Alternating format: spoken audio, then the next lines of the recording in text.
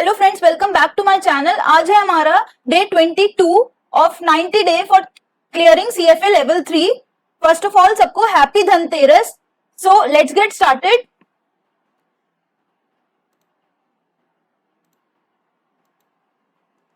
हम थे अपने chapter number 3 of our second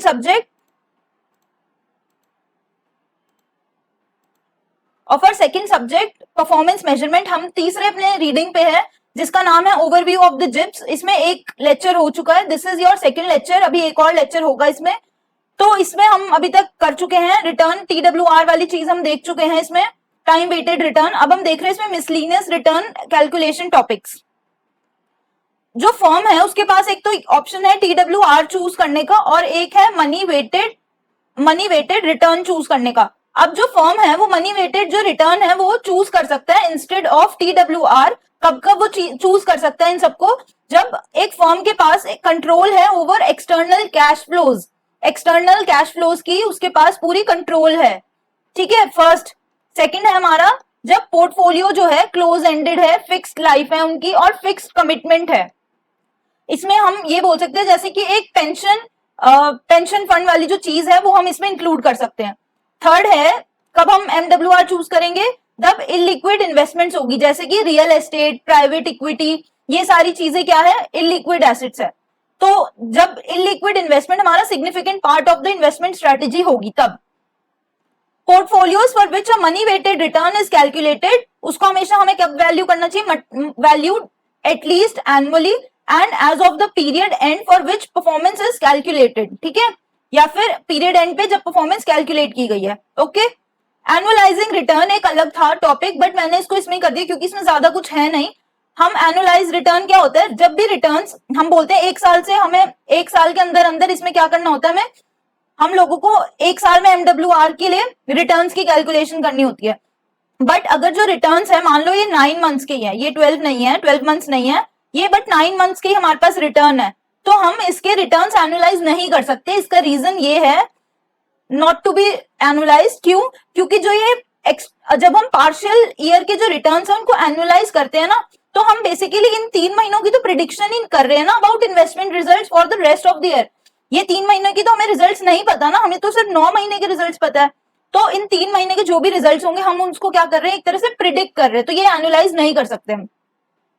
अब इसमें बोल रहे हैं कि क्या जो कैश इक्विवेलेंट्स भी होते हैं, क्योंकि हमारी जब पोर्टफोलियो बनी इसमें से हमारे कुछ इक्विटी का पोर्शन बना, कुछ हमारे बॉन्ड्स का पोर्शन बना, कुछ मान लो हमारा कमोडिटीज का पोर्शन बना, तो हमें लिक्विडिटी मेंटेन करने के लिए कुछ तो कैश रखना ही पड़ेगा ना अपने पास, कैश और कैश इक्विवेलेंट्स जिनको हम जल्दी से लिक्विडेट कर सके।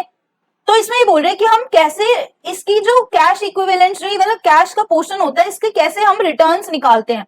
तो इसमें ये बोल रहे हैं कि जो returns from the cash and cash equivalents है जो हमने पोर्टफोलियो में ले रखे हैं उसको भी हमें टोटल रिटर्न कैलकुलेशन में इंक्लूड करना होता है। ओके, तो इसमें ये बोल रहे हैं फिर कि with in the constraints established by the जो IPS जो इन्वेस्टमेंट पॉलिसी स्टेटमेंट जो एक क्लाइंट ने बनाया है, उसमें ये बोल रहे हैं कि उसको वही एक तरह से IPS क्या डिसाइड करता है कि कौन कौन से पोर्टफोलियोज में कोई मान लो कंस्ट्रेंट है तो हम कौन कौन से एसेट्स रख सकते हैं, हमारी कितनी, मतलब एक तरह से गाइडेंस। एक IPS क्या होता है, गाइडेंस, वो तो होता है गाइडिंग डॉक्यूमेंट कि हमें कितना क्या चीज करना है, रिस्क कितना ले सकते हैं। तो वही एक तरह से हमारा पोर्शन ऑफ कैश भी डिसाइड करता है। मान लो कि कोई जो क्लाइंट है उसको क्या चाहिए, उसको ना बोल रहे हैं कि मेरे को ना लिक्विडिटी चाहिए होती है, मेरे को कभी कभार बीच बीच में पैसे निकालने पड़ते हैं इतने %, तो वो पोर्टफोलियो मैनेजर को ऐसे बोल रहे हैं, तो उससे क्या होगा, उसको पोर्टफोलियो मैनेजर को एक तरह से गाइड ही तो कर रहे हैं कि इतना पोर्शन कैश का आप रखना क्योंकि मेरे को लिक्विडिटी चाहिए होती है। ओके, तो इसमें और क्या बोल रहे हैं कि जो पोर्टफोलियो की रिटर्न है वो अफेक्ट होती है इसी चीज से कि वो कितना कैश रख रहे हैं, क्योंकि कैश में तो हमें कम रिटर्न मिलेगा as compared to your equity, bond और ये सब चीजें, क्योंकि ये तो लिक्विड एसेट है, तो लिक्विड एसेट में हमें कम रिटर्न मिलते हैं। तो उसी के वजह से कितना पोर्शन हम कैश रख रहे हैं वही हमारा रिटर्न भी एक तरह से डिसाइड करता है। ठीक है, और return calculation reflect the contribution जितना भी हमने ले रखा है कैश।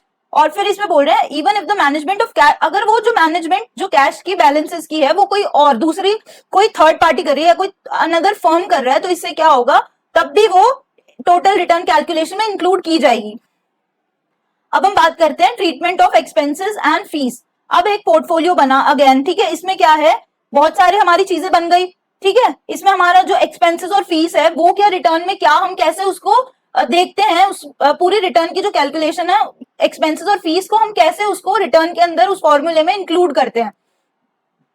जो जिप्स का स्टैंडर्ड है वो क्या बोलता है, जो रिटर्न्स है वो कैलकुलेट होनी चाहिए after deduction of transaction cost. जो भी हमने रिटर्न, ये इसमें मान लो 18% की अगर मेरी पोर्टफोलियो की रिटर्न आई है तो मैं ये बोलूंगी ये क्या एक्सपेंसेस निकालने के बाद है ये वाली रिटर्न या उससे पहले की रिटर्न है, ठीक है।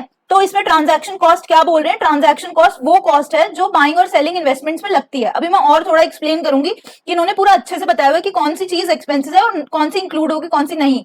तो इसमें ये बोल रहे हैं कि जो कॉस्ट जो है typically in the form of brokerage commission, ठीक है, ब्रोकरेज कमीशन, एक्सचेंज फीस, जो एक्सचेंज जो जैसे हमारा कौन कौन से एक्सचेंज है हमारे उसमें एनएससी और बीएससी, इसमें जो हमारे एक्सचेंज की फीस होगी वो कॉस्ट मानी जाएगी, टैक्सेस माने जाएंगे, स्प्रेड्स माने जाएंगे, ठीक है, ये सारी चीजें हमें कॉस्ट बताइए। और जो प्राइवेट मार्केट इन्वेस्टमेंट्स है उसमें जो ट्रांजैक्शन कॉस्ट है, जैसे कि हम स्टैम्प पेपर बनाते हैं, लीगल हो गया, फाइनेंशियल या एडवाइजरी, कोई भी इन्वेस्टमेंट बैंकिंग फीस है related to buying, selling, restructuring, कोई घर वर ले रहा है उसको रीस्ट्रक्चर कर रहा है, एंड रिकैपिटलाइजिंग इन्वेस्टमेंट्स, ठीक है, do not include cost associated with investment that were considered but did not ultimately make into the fund. अब सुनो, इसमें ना एक ऐसा अच्छे से एग्जांपल है, मान लो हम घर ले रहे हैं कोई भी रेंट पे देने के लिए कमर्शियल पे, ठीक है, या कोई एक ऐसे प्रॉपर्टी देख रहे हैं कमर्शियल प्रॉपर्टी, तो हम जितनी भी उसमें कॉस्ट लगी है ट्रांजैक्शन, लीगल वाली, फाइनेंशियल, एडवाइजरी, इन्वेस्टमेंट बैंकिंग का जो भी, अगर कोई इन्वेस्टमेंट बैंकिंग तो आपके प्राइवेट इक्विटी में आएगा, अगर मैं एक वही कमर्शियल लैंड की बात कर रही हूँ तो इसमें क्या होगा, ये सारे जितने स्टैम्प पेपर फीस हो गई, फाइनेंशियल अगर मैं किसी ब्रोकर के पास गई वो वाली, डीलर के पास गई वो हो गई, कोई किसी से एडवाइस लिए मैंने वो वाली फीस, ये सब इंक्लूड होगी। बट उसमें जैसे मैं अलग अलग, मैं एक जगह से दूसरी जगह पे ट्रेवल कर रही हूँ, लैंड देखते रह रही हूँ, बट मैंने जो ऐसे लैंड्स जिनको मैंने कंसिडर नहीं किया, जो मेरे मतलब मैं नहीं ले रही हूँ, उनकी कॉस्ट में इंक्लूड नहीं करूंगी। उनकी कॉस्ट जैसे कि मैं व्हीकल एक जगह से दूसरी जगह पेट्रोल, ये एक जस्ट एन एग्जांपल है, ट्रांसपोर्टेशन कॉस्ट में इसमें इंक्लूड नहीं कर सकती।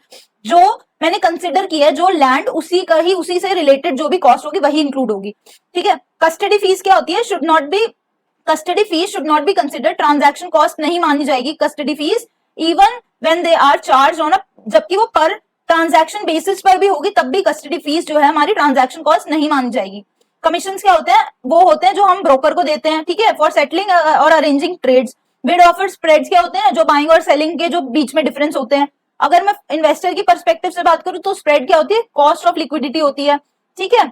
सम पोर्टफोलियोज पे बंडल फीस, बंडल फीस क्या होती है, कुछ पोर्टफोलियोज बंडल फीस देते हैं। बंडल फीस यानी कि combination of investment management fees जो हम इन्वेस्टमेंट मैनेजर को देते हैं, ट्रांजैक्शन कॉस्ट, कस्टडी फीस और एडमिनिस्ट्रेटिव फीस, ये सारी पोर्टफोलियो जो देती है बंडल फीस को, कुछ कुछ पोर्टफोलियो को पे करना पड़ता है ये, तो ये सारी चीज क्या होगी, एक्सक्लूड होगी। जो भी all in fee arrangements, all in fee होता है, जैसे कि मान लो मेरी एक फर्म है, एसेट मैनेजमेंट फर्म है, उसमें ही मैं ब्रोकर भी हूँ, मैं एसेट मैनेज भी कर रही हूँ, मैं साथ में कोई और अगर सर्विस है मैं वो भी प्रोवाइड कर रही हूँ, मान लो कोई टैक्स की जो मैंने सीए भी उसमें ही कर रखा है तो उसका जो भी आईटीआर वगैरह का वो भी मैं उसमें कर रही हूँ। तो ये ऑल इन फी जो होती है, जब एक सिंगल कंपनी ऑफर करती है डाइवर्स सर्विसेज, तब हम क्या करते हैं, इसको बोलते हैं, ये कॉमन अरेंजमेंट्स है, ठीक है।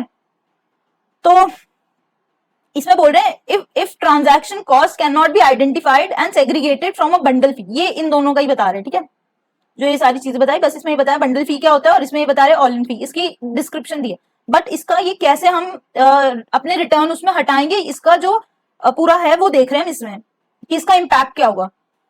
ऐसी कोई ट्रांजैक्शन कॉस्ट जिसको हम आइडेंटिफाई नहीं कर सकते, ठीक है, और जिसको हम बंडल फी से अलग भी नहीं कर सकते, मतलब हम जैसे एक ही बंडल फी है, मान लो ये हमारी बंडल फी है, इसमें बंडल फी में क्या, बंडल बंडल मतलब सब चीज को, छोटी छोटी चीजों को इकट्ठे करे एक फी बना दी, ठीक है। बंडल फी में अगर मैं इसको सेपरेट नहीं कर सकती कि हाँ चलो ये मैनेजमेंट फी है, ये ट्रांजैक्शन कॉस्ट, ये कस्टडी फी है, ठीक है, तो इससे क्या होगा, तो investors must reduce the gross of fees return by the entire amount of the bundle fee, ठीक है, बंडल फी में से ग्रॉस ऑफ फीस रिटर्न को हटाना पड़ेगा, और by that portion of the bundle fee that includes the transaction cost,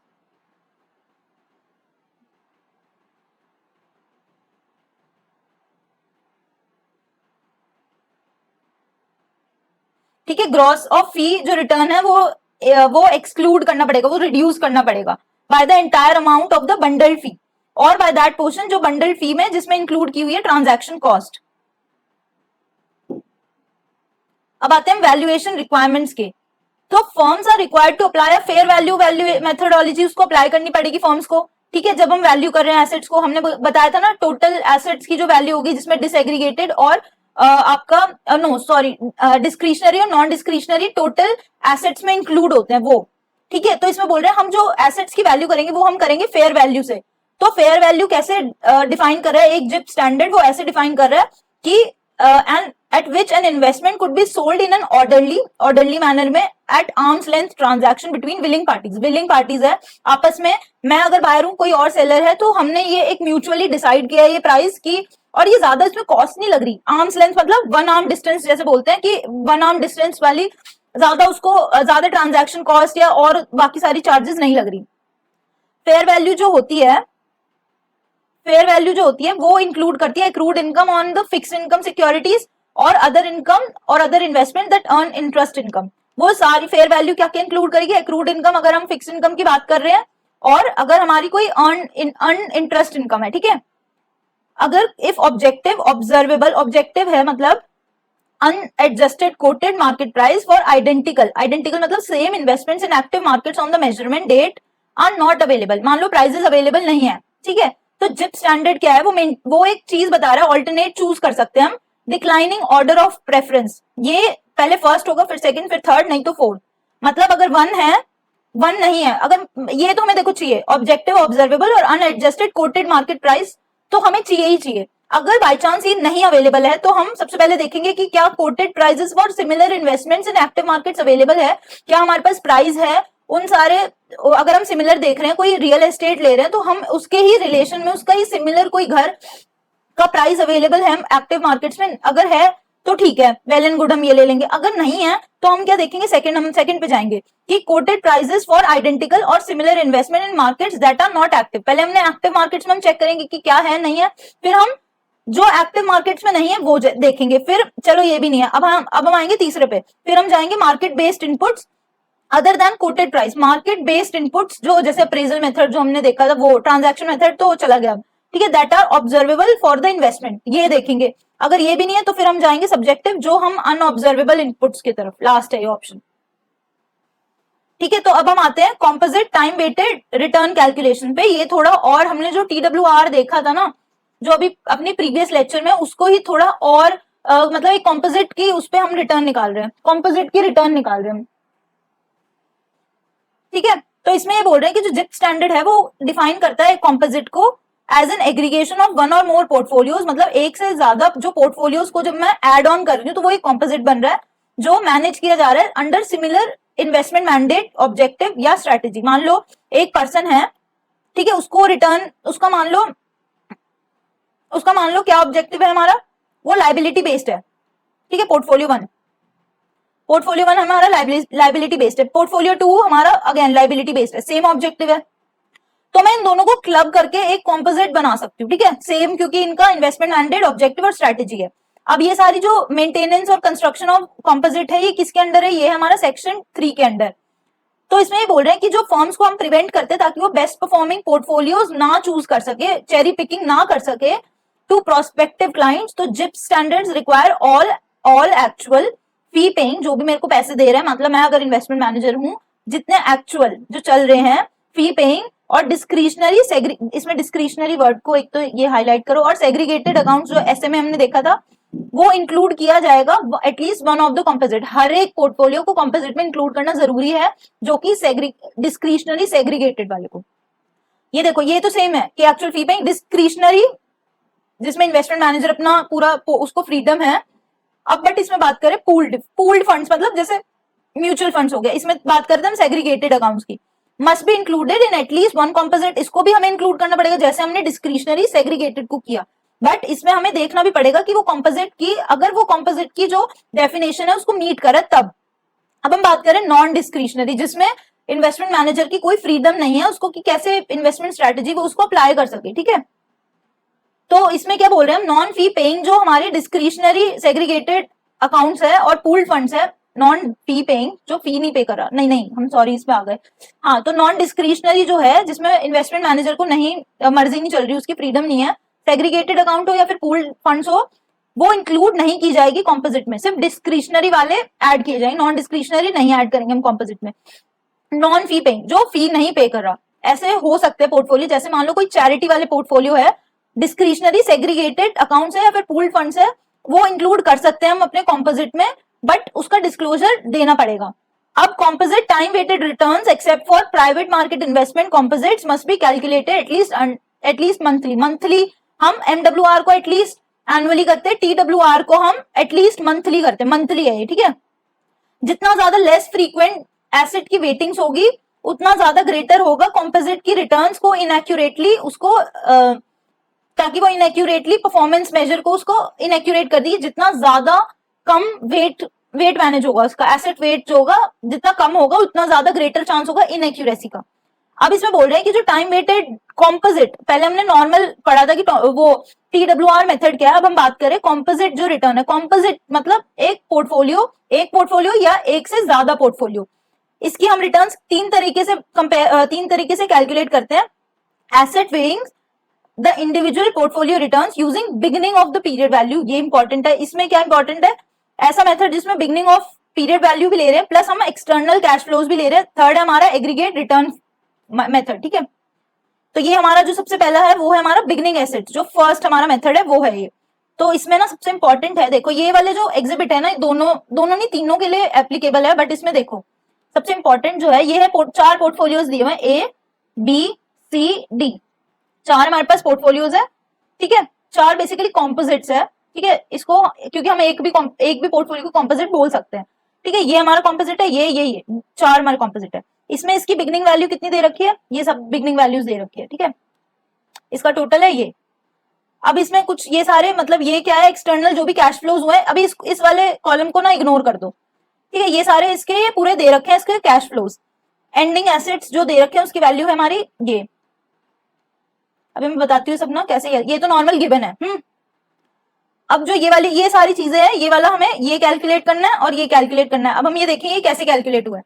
अब देखो जो हमारा ये 5 जून वाला जो अभी तक हम पढ़ा था हमने कि ये वाला पोर्शन देखो, इस वाले पोर्शन में ये वाला पोर्शन CD हमें पता है क्या था, CD कैलेंडर डेज, DI क्या था, जितने भी मैंने कैसे बताया था, अगर मान लो ये हमने डेट है, इस पे हमने क्या किया, अपनी रिटर्न निकाल लिया।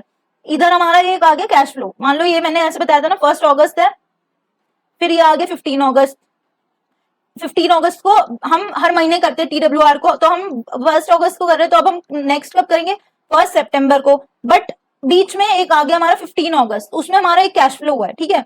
तो अब हम क्या करेंगे, इसमें ये सब पीरियड की रिटर्न्स बना के एक ज्योमेट्रिक लिंक करा था हमने पिछले जो उसमें देखा था। बट अब हम इसमें क्या करेंगे, इसका जो हमने वेट निकाला था वो कैसे निकाला था, जब हम लिंक कर रहे थे कि इस वाली चीज का वो क्या वेट, हमने कैसे बोला, कैलेंडर डे। ये वाली चीज समझ आई, कैलेंडर डे क्या है हमारी, जस्ट अ सेकेंड,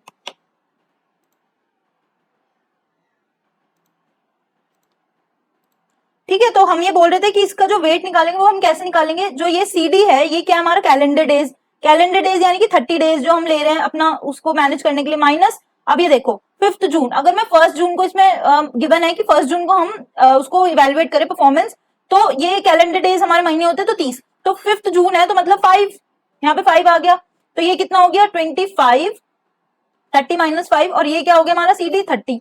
तो इसको जब हमने कैलकुलेट किया तो हमारा आ गया 0.83, ठीक है। वैसे ही हमने यहाँ पे क्या किया, 30 - 8 अपॉन में 30, तो ये वाला हमारा ये चीज निकल गई। वैसे हमने ये सब निकाल ली, ठीक है, ये अंडरस्टूड हो गया। अब जो ये वाली चीज है इसको मैं बताती हूँ, अब इसमें हमें क्या कैलकुलेट करना था, ये वाली चीज कैसे कैलकुलेट हुई, हमने beginning assets plus weighted cash flow A में कितनी हुई है 10, बट वो वेटेड है, वेटेड मतलब इसको हम मल्टीप्लाई कर देंगे इससे, क्योंकि हम वेट करना हमें कैश फ्लो को, वेट कोई भी टाइम हो सकता है, मनी हो सकता है, कुछ भी चीज हम वेट कर सकते हैं। तो ये इसका वेटेड हो गया, वेटेड को मल्टीप्लाई करेंगे तो कितना आएगा 8.3 आएगा। 8.3 प्लस बिगिनिंग एसेट, क्या लिखा है इसमें बिगिनिंग एसेट, तो 100 प्लस 8.3 इज इक्वल्स टू ये वाली चीज, ठीक है। ये ऐसे आ गई। वैसे हमने इसकी भी निकाल ली, इसकी भी, ठीक है, और ऐसे ही ये भी, ठीक है। टोटल है ये, total of all these A plus B plus C plus D is equals to total. हाँ, ये समझ आ गया। ये तो गिवन ही है हमारे, हमको जो एंडिंग वैल्यू, अब हम निकालते हैं 23% कैसे है। 23% इज नथिंग बट हम ये निकाल रहे हैं कि जो ये A कॉम्पोजिट या A पोर्टफोलियो है वो टोटल पोर्टफोलियो का कितना प्रपोर्शन है, वो कैसे निकालेंगे। अगर हम बोल रहे हैं कि 23 बोल रहे हैं तो कैसे निकालेंगे हम, 100 डिवाइडेड बाय 434.8, ठीक है। इसको हमने निकाला तो कितना है 23%। जो हमारा पोर्टफोलियो A है वो 23% है ऑफ आवर टोटल पोर्टफोलियो। तो ये सारे ऐसे करके हमने निकाल लिए, सिंपल। ये फॉर्मूले में ज्यादा कंफ्यूज मत हो, ठीक है। इसमें जो ये वाली चीज है, ये वाली जो चीज है, दिस इज योर 23%, ठीक है। कि हमने 23% आया। अब ये वाली जो चीज है, दिस इज योर रिटर्न, जो जून की हम बात कर रहे हैं, जून की रिटर्न, तो ये वाली चीज हमें गिवन है, this is your June period return, June की पीरियड की रिटर्न। ये मैं अभी दिखाती हूँ, अभी नेक्स्ट उसमें है, बट इसमें मैंने जस्ट मेरे को फॉर्मूला मेंशन करना था तो मैंने कर दिया। ये है हमारा return of the composite, return of portfolio A, ठीक है। तो ये 23 निकल के आ गई, ये समझ आया। अब ये वाली चीज कैसे आई, 24.56, कहाँ लिखूं मैं इसको, यहाँ लिखती हूँ, ठीक है। ये कैसे आई, हाँ, ये इसमें हमने इस वाले 23 को कैसे लिया था, 100 अपॉन में ये, इसमें हम क्या करेंगे, बिगनिंग एसेट वेटेड जो कैश फ्लो है, ये 108.30 डिवाइडेड बाय ये वाली चीज, ठीक है, ये टोटल 440.97, ऐसे करके हमारा ये 24.56% आ गया। ये है हमारी जो सेकंड मेथड है ना, उसमें ये काम आएगा, ठीक है। तो इसको, ये क्या है एक तरह से, उसमें जो ये वाली चीज होगी, रिटर्न ऑफ द, अब मैं अभी समझाती हूँ उसमें नेक्स्ट, ठीक है। तो इसमें ये समझ आएगा 23, ये बिगनिंग एसेट्स का अगर हम बात करें ये है। अगर मैं बात करूँ beginning assets plus weighted cash flow उसकी, तो ये वाली चीज, ये सारा सब निकल गया जो मैंने बता रही थी। ये कैसे निकला, 100 डिवाइडेड बाय योर 434.81, ये कैसे निकला 108, ऐसे ही सबका निकल जाएगा, 3 डिवाइड बाय 440 पॉइंट कुछ था, ठीक है। तो ये ऐसे निकल गया। ये वाली जो रिटर्न वाला पोर्शन है, ये हमें गिवन है, ठीक है, गिवन है। अब ये सारा हमें निकाल लिया हमने, तो अब हम, ये वाला है हमारा किसका फॉर्मूला, ये हमारा सेकंड मेथड का फॉर्मूला, मेथड सेकंड, जिसमें हम कैश फ्लोज को भी वेट कर रहे हैं, ठीक है। तो अब हम रिटर्न निकाल रहे हैं बिगनिंग एसेट्स की, रिटर्न ऑफ द कॉम्पोजिट कैसे निकलेगी, 0.51 परसेंटेज में था ये वाली 0.51, इसको डेसिमल्स में ले आए, ये वाली चीज 0.23, ये भी परसेंट पे था, इसको भी सेम ऐसे ही लिखा, ऐसे ही सेम सेकंड थर्ड फोर्थ इसको लिखा, तो हमें कितना आया, ये 0.65% की रिटर्न आई है हमारी of portfolio of all the, मतलब जिसको हम कंबाइन कर रहे हैं, ए बी सी डी, ये हमारा एक कॉम्पोजिट बन रहा है, portfolio A B C D हमारा एक कॉम्पोजिट बन रहा है, ठीक है। तो अगर मैं कॉम्पोजिट रिटर्न्स की बात करूं बेस्ड ऑन बिगनिंग एसेट्स, वो है हमारा 0.65। वैसे ही सिमिलरली ये सारे, तो ये तो सेम है, देखो ये चीज कांस्टेंट है, ठीक है, बट इसमें ये वाली चीज डिफरेंट है, जो हम देख चुके हैं, ये ऐसे निकली है 0.8, ये 24.56 को ही हमने परसेंटेज में था, इसको मैंने डेसिमल्स में कन्वर्ट कर दिया, तो हमारी रिटर्न निकली है दूसरे मेथड के साथ 0.62, ठीक है, based on beginning assets plus weighted cash flows. अब है हमारा, ये है हमारा थर्ड मेथड, ठीक है। थर्ड मेथड क्या है हमारा, जस्ट अ सेकेंड, ठीक है, ये है हमारा third method, aggregate return method. ये इसने क्या किया है, ये कंबाइन करता है सारे के सारे कॉम्पोजिट एसेट्स को एक्सटर्नल कैश फ्लोज, ताकि हम एक कॉम्पोजिट की रिटर्न निकाल सके एज अ वन पोर्टफोलियो, ठीक है। अभी इतना इसमें नहीं जाओ, ठीक है, कि क्या उसका लिखा है, इसमें मैं बताती हूँ। देखो ये हमने ये देखा था पिछले ही उसमें हमने लेक्चर 1 में देखा है, ये लेक्चर 2 में, अब मैं बताती हूँ उसमें 429 कहां से है। ये मैंने जो टेबल ली है कहीं से नहीं ली, ये यही है, ये वाली टेबल है। जस्ट मैंने ये जो मेरा रेलिवेंट पोर्शन था, ये टोटल वाला और ये वाला, ताकि मैं बता सकूं ये क्या है, तो मैं इसलिए मैंने लिया, ठीक है। तो इसमें जो बिगनिंग एसेट्स है, हम सारे बिगनिंग एसेट्स को, ये वाली जो चीज है इसको ले लेते हैं, नहीं रुक जाओ, इसमें ये होता है ना V1, हाँ ठीक है, एंडिंग एसेट ये वाली चीज हो गई, हाँ। तो इसका फॉर्मूला क्या था, V1 माइनस V0 माइनस में कैश फ्लो, जो भी कैश फ्लोज हुई है। V1 क्या है हमारा, जो हमारी एंडिंग वैल्यू है, मतलब 429 वो ये रही, ठीक है।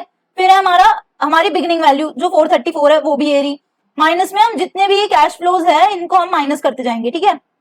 तो ये सारे माइनस होंगे, माइनस माइनस माइनस माइनस, ठीक है। ये न्यूमरेटर हो गया हमारा।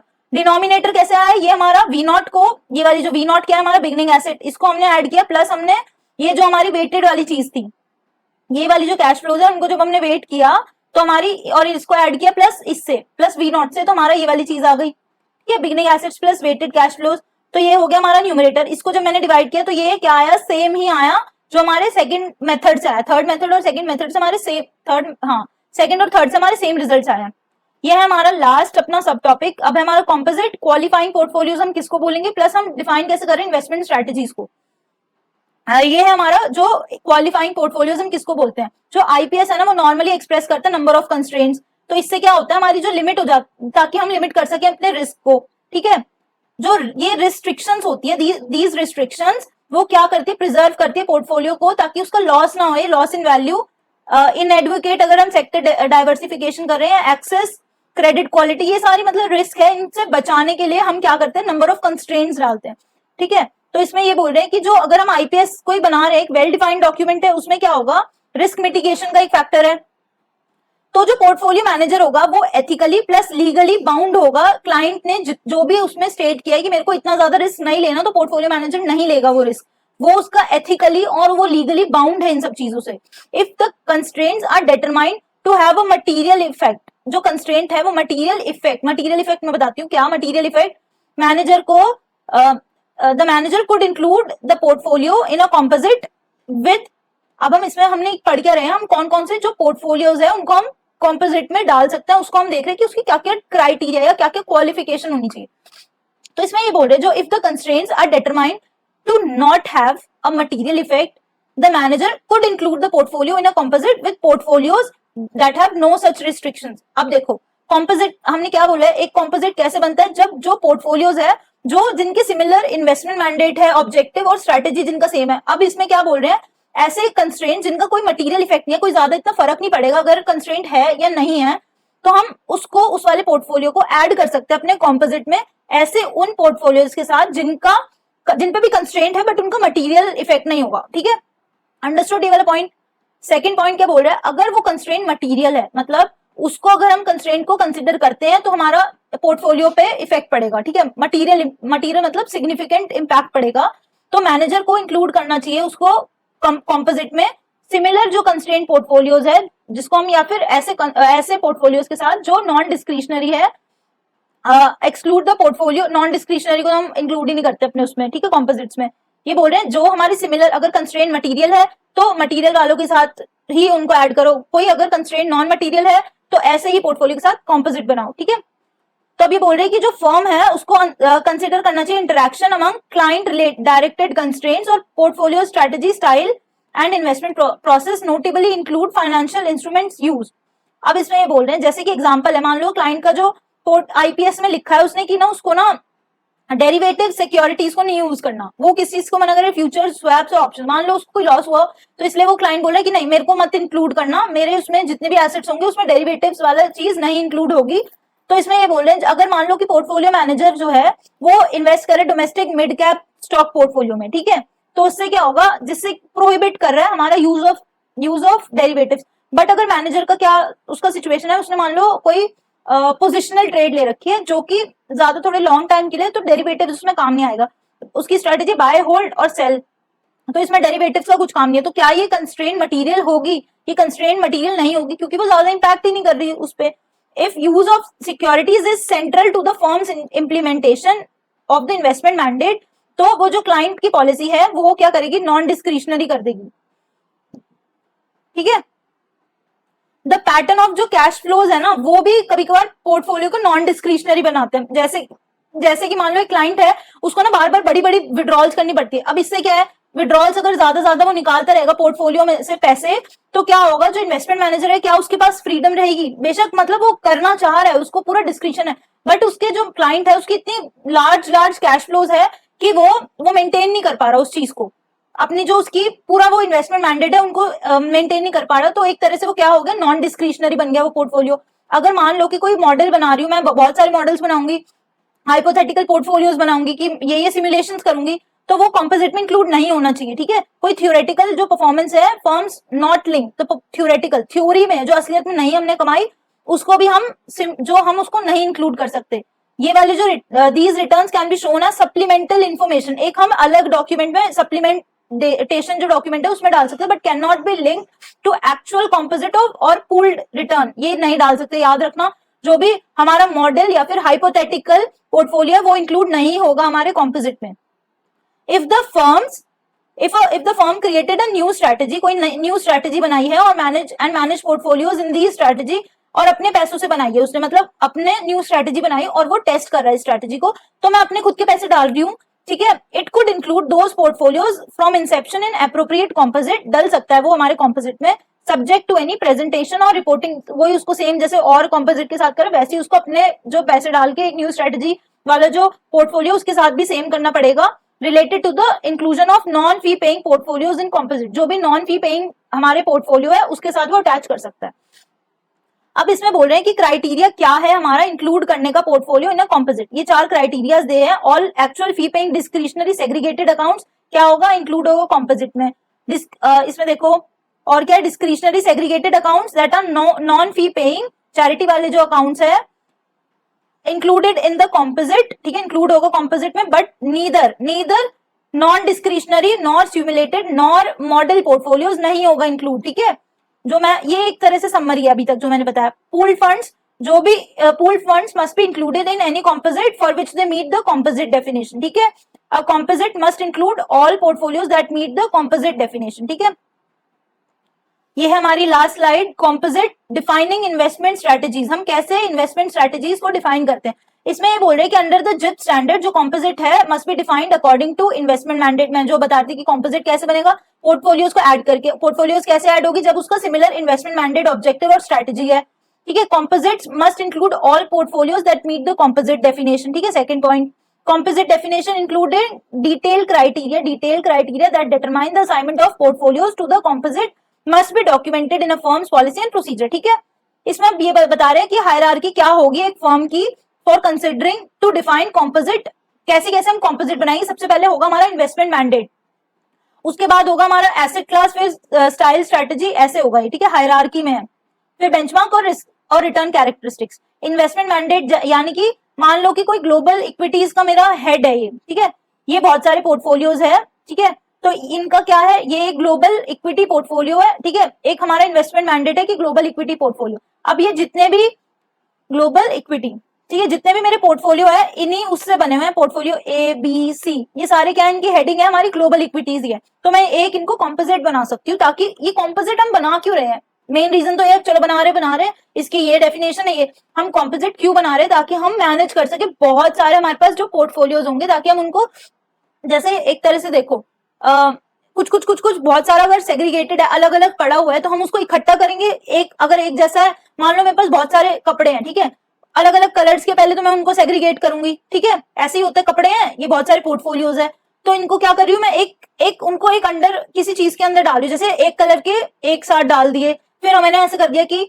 कुछ टाइम जो मैं डेली यूज के हैं वो अलग कर दिया, ऐसे इसकी सेग्रीगेशन कर दी। तो इससे क्या होगा, बहुत सारा हमारा जो हौच पौच होगा ना वो चीज हट जाएगी, ठीक है। तो सबसे पहले इन्वेस्टमेंट मैंडेट की अगर मैं हिसाब से बात करूं तो हमने क्या किया, प्रोडक्ट और स्ट्रेटेजी डिस्क्रिप्शन है ये एक तरह से, कि हम क्या क्या इसमें क्या बोल रहे हैं कि वो इंक्लूड करते हैं, वो परमिट करते हैं to include portfolio with different investment mandates, objective और strategy in the same composite.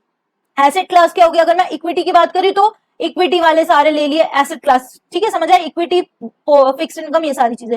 Style और स्ट्रेटेजी क्या होगी, स्टाइल मतलब मेरा एक तो स्ट्रेटेजी तो मैं अभी बताती हूँ, स्टाइल मतलब जैसे इक्विटी की बात करूं तो या तो मार्केट कैपिटलाइजेशन के हिसाब से कर लिया, large cap, small cap, mid cap, ऐसे हम अलग अलग कर सकते हैं इन पोर्टफोलियोज को, फिर कंबाइन कर सकते हैं। फिक्स इनकम की बात करूं तो मैं ड्यूरेशन की बात कर सकती हूँ या फिर मार्केट सेगमेंट की बात कर सकती हूँ। अगर मैं स्ट्रेटेजी की बात करूं तो हम कैसे कर सकते हैं, स्ट्रेटेजी की इसमें क्या देखो, इकोनॉमिक सेक्टर ये जैसे कि टेलीकम्युनिकेशन इक्विटी पोर्टफोलियो है, उसके अंदर मैं बोल रही हूँ कि मैं एक पर्टिकुलर स्पेसिफिक इकोनॉमिक सेक्टर जैसे कि टेलीकम्युनिकेशन सर्विसेज ले रही हूँ। बेंचमार्क क्या कर सकती हूँ, ये सिर्फ उनके लिए अप्रोप्रिएट है जिस भी पोर्टफोलियो में हम इंडेक्स वाली चीज जो है, appropriate if the portfolios are limited to holding stocks that are held in the index, ठीक है। फिफ्थ हमारा रिस्क और रिटर्न कैरेक्टरिस्टिक्स। मान लो कि एक जो पोर्टफोलियो उसकी रिस्क और रिटर्न कैरेक्टरिस्टिक सेम है, दूसरे पोर्टफोलियो की भी सेम है, तो हम उनको क्लब कर सकते हैं और एक कॉम्पोजिट बना सकते हैं, ठीक है। तो इसमें ये बोल रहे हैं कि portfolios sharing distinctive risk return profiles में बी रीजनेबली ग्रुप टुगेदर, ठीक है, ग्रुप कर सकते हैं। फॉर एग्जाम्पल कोई enhance index funds with benchmark specific target excess returns और tracking error tolerance might fall into natural groups, ठीक है।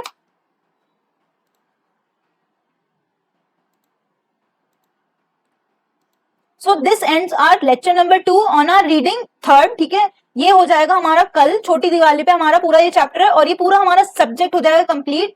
उसके बाद हम शुरू करेंगे दिवाली पर अपना डेरिवेटिव्स एंड रिस्क मेजरमेंट वाला सब्जेक्ट, ठीक है। अगर किसी को कोई भी मतलब ये ज्यादा वैसा है नहीं है, नॉर्मल है कि कॉम्पोजिट क्या है, क्या रिटर्न्स है, ये सब है अगले इसमें हम देखने वाले लेक्चर थीम है कि प्रेजेंट कैसे करते हैं हम एक पूरी जो हमारी रिटर्न की जो रिपोर्ट है, ठीक है। कोई भी डाउट्स हो कमेंट कर लेना, ठीक है, और एंजॉय करो, फेस्टिवल सीजन है पूरा, बट साथ में पढ़ाई भी कर लेना और ये वीडियोस वगैरह देख के रिवीजन कर लेना। चलो ठीक है, ओके बाय, साइनिंग ऑफ।